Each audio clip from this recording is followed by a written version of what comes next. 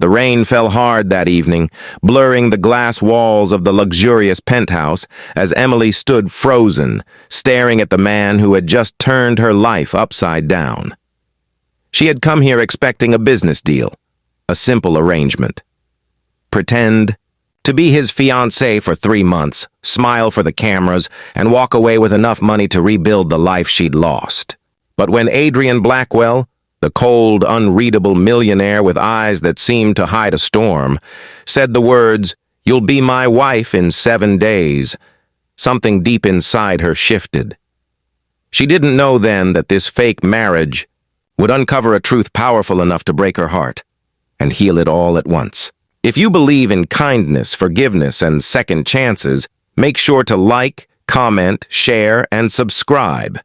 Because what happens next will remind you that sometimes love begins where lies were meant to end. Emily Carter had never believed in miracles. She used to be a dreamer once, a small-town girl with a suitcase full of sketches and a heart full of hope, who had come to the city to become a designer. But the city was cruel.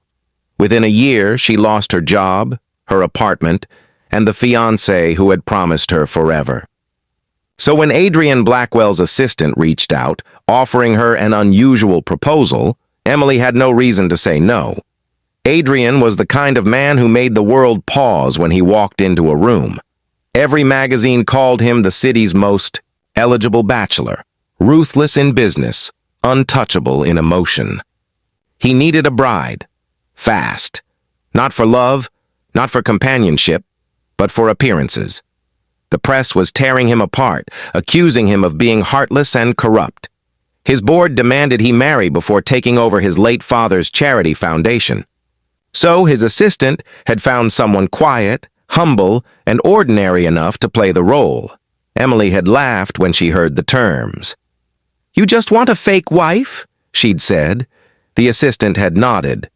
"A fake wedding, 6 months. You'll be compensated generously." Emily needed the money. Her mother's medical bills were drowning her. So she agreed. Simple, cold, transactional. But nothing about Adrian was simple. When she first met him, he'd barely looked at her, his voice clipped, his tone businesslike. "You'll be staying at my estate until the wedding," he'd said. "There will be fittings, interviews, public appearances. You'll be safe. My people will handle everything." His mansion was like something out of a dream, vast, elegant, yet suffocatingly quiet. Every corner echoed with the kind of silence that only came from loneliness. At first, Emily tried to keep her distance. She followed the rules, smiled for the cameras, memorized their love story, and played her part. But at night, when the house grew still, she'd find Adrian in the study, staring at an old photograph, a picture of a woman holding a little boy. He never noticed her watching, but she could see the pain in his eyes. Something about that pain pulled her closer. Weeks passed. The fake laughter turned into real conversations. She learned that Adrian had built his empire from nothing, that he carried the weight of losing his mother too young, and that beneath his icy exterior, there was a man terrified of being left again.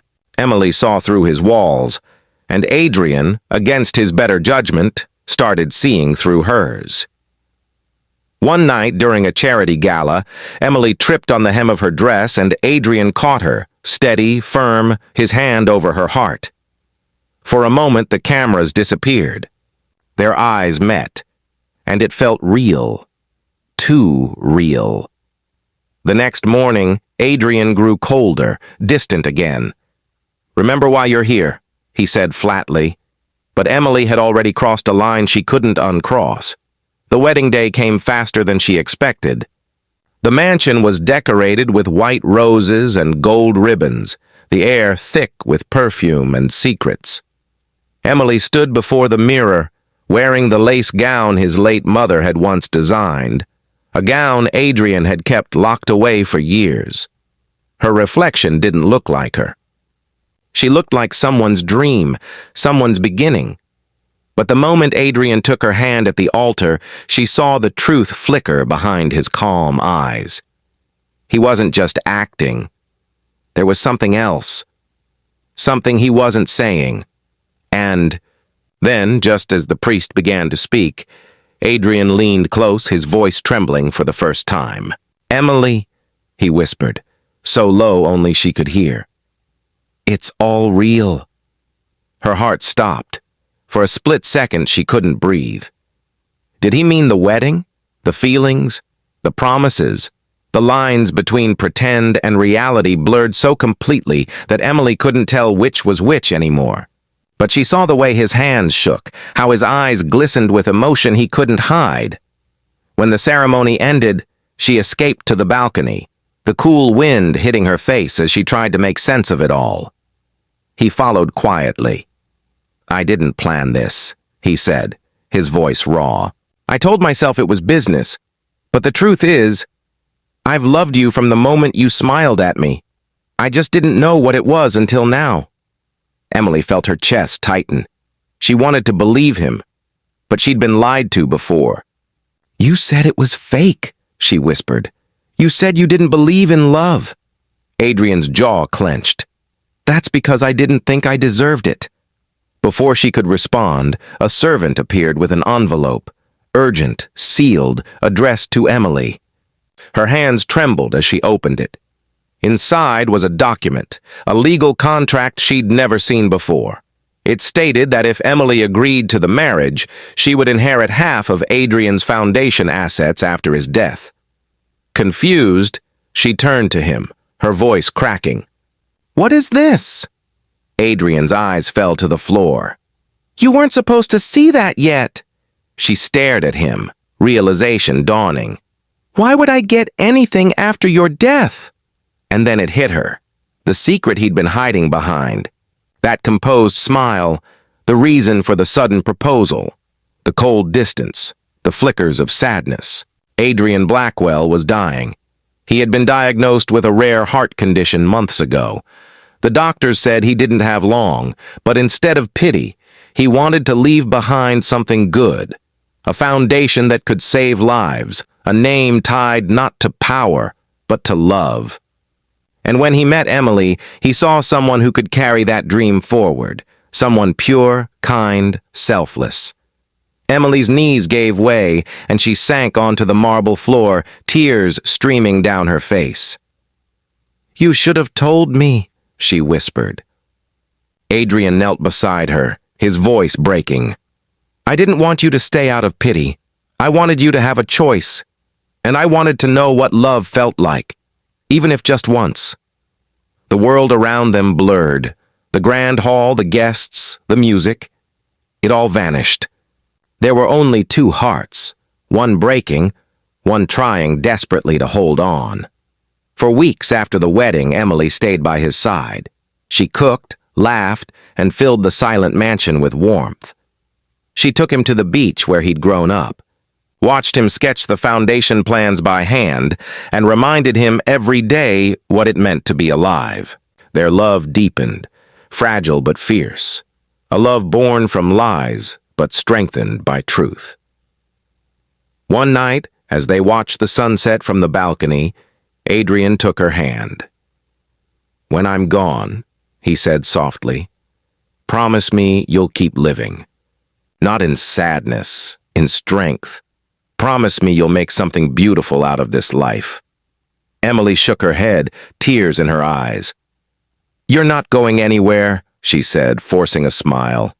"You have too much left to do." He smiled faintly. "You always did believe in impossible things." Then, one quiet morning, she woke to find him gone. Not gone from the world, but gone from the bed beside her. She found him in the garden, sitting under the oak tree his mother had planted, looking peaceful, alive, smiling faintly as if the pain had finally loosened its grip. His heart had stopped, but not before he'd written a letter, one that Emily would carry forever. In that letter, he thanked her for saving him, for showing him that love was real, even when life wasn't fair, for turning his last days into something worth remembering. And at the end, he wrote the words that would stay with her forever. "You were never my fake bride. You were my miracle." Months later, Emily reopened the foundation, not as the Blackwell Fund, but as the Adrian and Emily Hart Foundation. The charity helped children with heart conditions across the country, turning Adrian's dream into a living legacy. Every year on their wedding anniversary, Emily placed a single white rose at the base of that oak tree, a silent promise that love never dies. It just changes form. And one spring morning, as she stood there feeling the sunlight on her face, she smiled. Not out of sorrow, but gratitude. Because sometimes the people who enter our lives briefly leave marks that last forever. And sometimes even a fake beginning can lead to the truest kind of forever. If this story touched your heart, please take a moment to like, share, and subscribe. And let this video remind you that love, no matter how unexpected, always finds its way home.